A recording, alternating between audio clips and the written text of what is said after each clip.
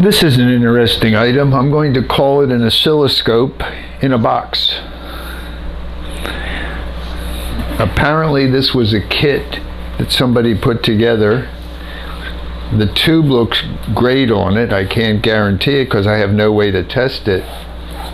But this looks like an oscilloscope. I couldn't pull up anything on the board.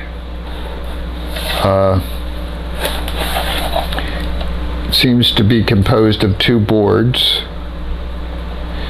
and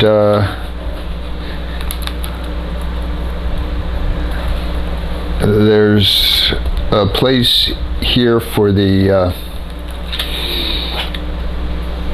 input underneath here. Some metal strips that you put the power and the input in. But this looks really neat for an experimenter. And as I said, the tube looks great. I can't tell you that it works.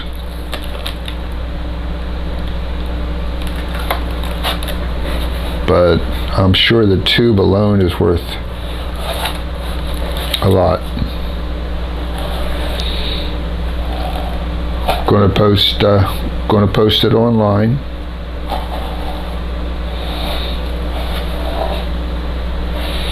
And thanks for looking.